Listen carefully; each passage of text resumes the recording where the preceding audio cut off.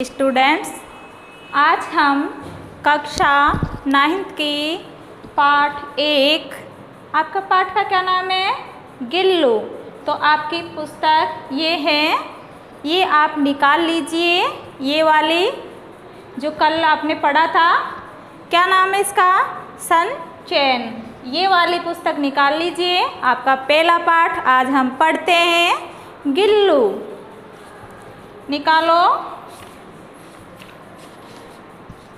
निकाल लिए सभी ने? ये वाला, ये आपका पाठ है गिल्लू। क्या नाम है इसका? पहले पाठ का नाम गिल्लू। किसके द्वारा रचित है? महादेवी वर्मा के द्वारा, जो छायावादी कवयित्री रही है। जो कवयित्री द्वारा रचित है महादेवी वर्मा। क्या नाम है? महादेवी वर्मा। इसकी लेखिका है महादेवी वर्मा। पाठ का नाम है गिल्लू। ठीक है, तो कल अपने ने पढ़ा था थोड़ा। आज हम इसको पुणे से स्टार्ट करते हैं। फिर से हम इसको शुरू से ही स्टार्ट करते हैं। आज आपको शुरू से ही देखना है गिल्लू। जो आपने कल पढ़ा थोड़ा समझ में आया है गिल्लू वाली कहानी? तो महादेवी वर्मा है इनकी लेखिका। पढ़ते हैं। सोन जूही में आज एक पीली कली लगी है। यानी सोन जूही, जूही यानी वो पुष्प होते हैं जो एक प्रकार का पीला होता है। वो आज एक पीली कली लगी है। इसे देखकर अनायास ही, अनायास यानी अचानक ही, उस छोटे जीव का स्मरण हो आया। यानी वह लेखिका को अचानक उस छोटे जीव, वो छोटा जीव था, उसका स्मरण यानी याद हो आया है, जो इस लता की सघन हरितमा में छिपकर बैठा था। वह कहाँ बैठा था? हरितमा। हरितमा मतलब हरियाली। जहाँ हरियाली थी वहाँ सघन यानी गहरी, घना, वहाँ उस लता के पास में उस हरियाली हरी भरी, वहाँ छिपकर वह बैठ जाता था। और फिर मेरे निकट पहुँचते ही कंधे पर कूदकर मुझे चौंका देता था। फिर क्या करता था? वो हरी भरी जो लताएं, बेल थी, वहाँ जाकर वह चुपके से छिप जाता था या बैठ जाता था। फिर क्या करता था? वह जहाँ महादेवी वर्मा बैठी रहती थी, तो उनके पास में जाकर उनके कंधे, कंधे जानते हो ना, कंधे पे जाकर कूदकर मुझे चौंका देता था। यानी अचानक कोई कंधे पे आएगा तो वह अचानक चौंक जाती थी। तब मुझे कली की खोज रहती थी, पर आज उस लघु प्राण की खोज है। लेकिन आज उसे किसकी खोज है? लघु यानी छोटा, प्राण यानी जीव। तो उस लघु जीव की खोज है, तलाश है। परंतु वह तो अब तक इस सोनजूही की जड़ में मिट्टी होकर मिल गया होगा। लेकिन अब क्या हो गया होगा? कि वह तो मिट्टी में मिल गया होगा। कौन जाने स्वर्ण में कली के भाने वही मुझे चौंकाने ऊपर आ गया हो। वह कह रही, कौन जाने, पता नहीं, सोने की जैसी कली के भाने वह मुझे चौंकाने के लिए कहीं ऊपर तो नहीं आ गया है, ऐसा उसे स्मरण हो रहा है।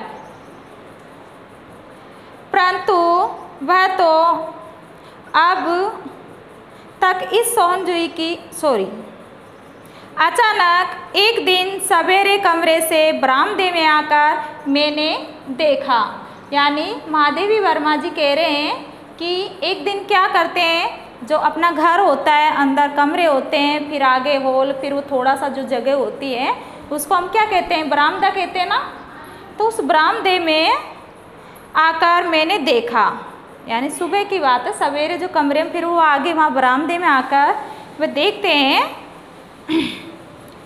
मैंने देखा दो कौवे एक गमले के चारों ओर चोंचों से छुअल जैसा खेल रहे थे।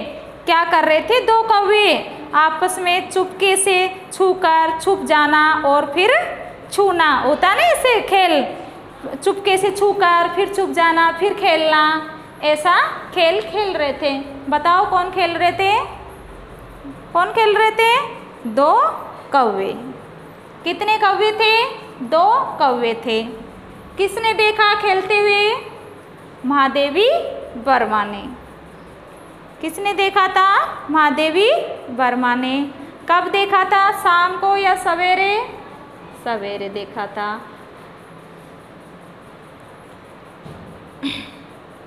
ये काक भुसंडी भी विचित्र पक्षी है, एक साथ समादरित, अनादरित, अति सम्मानित, अति अवमानित। ये कह रहे हैं कि जो ये काक भुसंडी जो खेल रहे थे, ये जो वो बंदूक वाला सा होता ना, कोई बंदूक चलाते फिर रख लेते फिर चलाते, वो वाला विचित्र पक्षी है कि एक साथ कभी आदर, कभी तिरस्कार, कभी सम्मान, कभी अवमानित, ऐसा खेल रहे थे। ये भी अति आवश्यक है, यानी ये भी जरूरी है।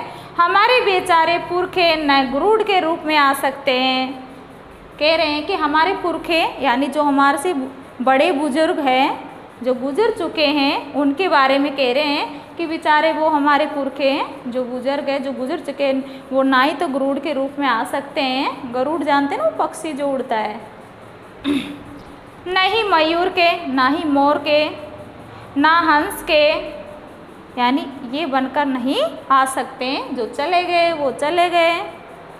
जो हमारे पास है उनकी हमें सेवा करनी चाहिए। हम उनकी तलाश करते ना, गरुड़ बन के आएंगे, मयूर बन के आएंगे, हंस बन के आएंगे ना। जो आपके सामने हैं, बुजुर्ग हैं, दादा दादी हैं, जो भी हैं, उनकी हम जीते जी ही हमें सेवा करनी चाहिए। उन्हें पितृपक्ष में हमसे कुछ पाने के लिए काग बनकर ही अवतीर्ण होना पड़ता है। लेकिन हम मानते हैं कि पितृपक्ष जो मतलब जिनका निधन हो जाता है, मृत्यु हो जाती है बुजुर्गों अपने घर में किसी के भी, तो उसके बाद में हम क्या सोचते हैं कि वे हमारे पितृ बन गए हैं। पितृ बन के वे हमारे काग कौवा बन के आते ना, खाना नहीं खिलाते अपने, उसमें श्राद्ध जो चलते हैं उनमें जो ऊपर खाना खिलाते हैं, कौवे आते हैं, ऐसा मानते हैं कि हमारे पितृ आएंगे और खाना खाकर जाएंगे। अवतीर्ण यानी प्रकट होना पड़ता है। इतना ही नहीं, हमारे दूरस्थ परिजनों को भी अपने आने का मधु संदेश इनके कर्कश स्वर में ही देना पड़ता है। दूरस्थ यानी दूर रहने वाले हमारे प्रियजन, मिलने वाले लोग, जब कौवा बोलता है, हालांकि है तो उनकी कर्कश आवाज़, लेकिन जब वो बोलते हैं तो हम समझते हैं कि कोई न कोई हमारे घर पर आने वाले हैं, यानी आज हमारे घर पर मेहमान आएंगे, ऐसा हम मानते हैं। दूसरी ओर हम कौवा और काँव काँव करने को अवमानना के अर्थ में ही प्रयुक्त करते हैं। जब वो बोलते हैं ना काँव काँव की आवाज़, तब हमें ऐसा लगता है कि आज तो हमारे घर पर मेहमान आने वाले, आवागमन यानी आने वाले हैं कोई। पेज निकाल लीजिए। अगला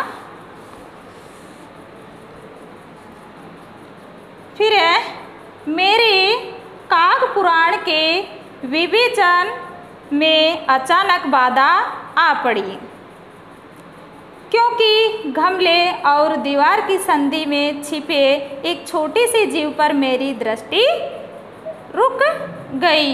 यानी वो पहले तो काग पुराण का विवेचन कर रही थी, यानी कौवे के बारे में, फिर उसको अचानक एक बाधा आ पड़ी। बाधा यानी अचानक कोई विपत्ति, वो समझ विपत्ति आ गई, बाधा समझ रही, संकट आ गया कि क्योंकि जब गमला देखा, उनकी आगे की ओर नज़र पड़ी, दृष्टि यानी नज़र देखा गमले की ओर, तो उसकी दीवार की संधि में छिपे एक छोटी सी जीव पर मेरी दृष्टि पड़ी। गमले की दीवार में एक छोटी संधि यानी दरारें हो जाती ना, थोड़ा दरारें पड़ जाती, छेद सा हो जाता है, तो उसमें किनकी, महादेवी वर्मा की, उनकी नज़र पड़ी, दृष्टि पड़ी, देखा उनने। तो दृष्टि पड़ी तो देखते दृष्टि रुक गई, गमले की ओर देखा तो रुक गए देखते हुए, निकट जाकर देखा, फिर वो क्या करते हैं, थोड़ा पास जाके देखते हैं गमले के, गिलहरी का छोटा सा बच्चा है। जब उनकी गमले की ओर जब देखा तो उनकी नज़र एकदम रुक गई, वो छेद हो रहा था, दरार हो रही थी, वहाँ पे उनकी नज़र रुक जाती है, तो वे थोड़ा पास जाते हैं, फिर देखते हैं वहाँ जाकर कि वहाँ पर गिलहरी का एक छोटा सा बच्चा है। कौन है, गिलहरी का छोटा सा बच्चा, जो संभवतः घोंसले से गिर पड़ा। कहाँ से गिर गया वो, अपने घोंसले से नीचे गिर पड़ा।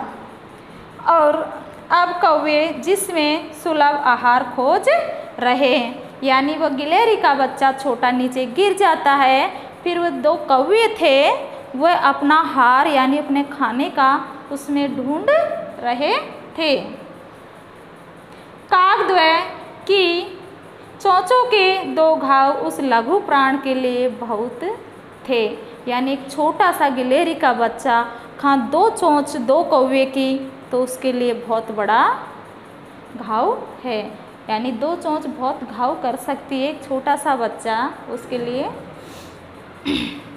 अतः वह निश्चेष्ट सा गमले से चिपटा पड़ा था।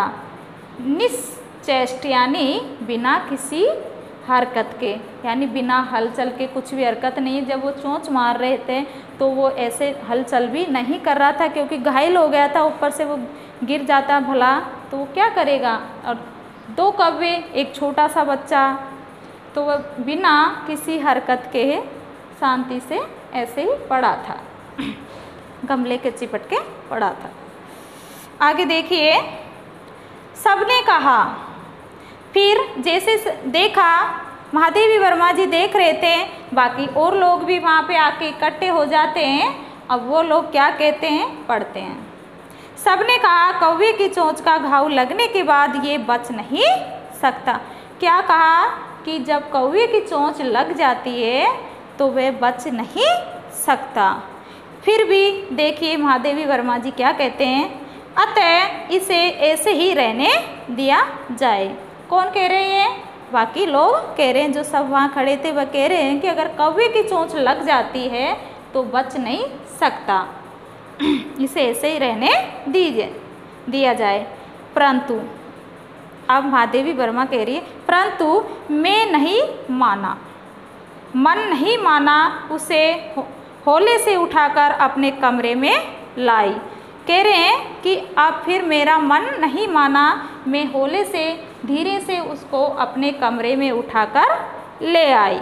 फिर रुई से रक्त पोंछकर घावों पर पेंसिल का मरहम लगाया। फिर कमरे के लाकर उनने क्या किया, उस छोटे से बच्चे का कि रुई लिया उनने और उनके शरीर पर पेंसिल मरहम किया, उसको सही से जहाँ भी उनके लग रहे थे घाव थे उनको थोड़ा ऐसे मरम्मत की। रुई की पतली बत्ती दूध से भिगोकर जैसे जैसे उसके नन्हे से मुंह में लगाई। फिर उनने क्या किया, रुई की पतली सी बत्ती सी ऐसी बनाकर दूध में भिगोकर उनके मुंह में लगाई। मुंह खुल न सका और दूध की बूंदें दोनों ओर लुढ़क गई। जब वह दूध पिला रहे थे तो उनका मुंह नहीं खुला और दूध पिला रहे थे तो इधर है उधर से निकलना जा रहा था। अब बच्चों आप अपनी डायरी निकाल लीजिए और डायरी नोट कीजिए। आज है आपको पाठ 1 पढ़िए, ठीक है। आगे फिर पढ़ते हैं। आप यहाँ चिन्ह लगा लीजिए जहाँ आपने इन्हें छोड़ा है वहाँ पे, और ये डायरी नोट कर लीजिए, ठीक है। डायरी नोट लगा लीजिए, फिर आगे पढ़ते हैं हम कल। धन्यवाद।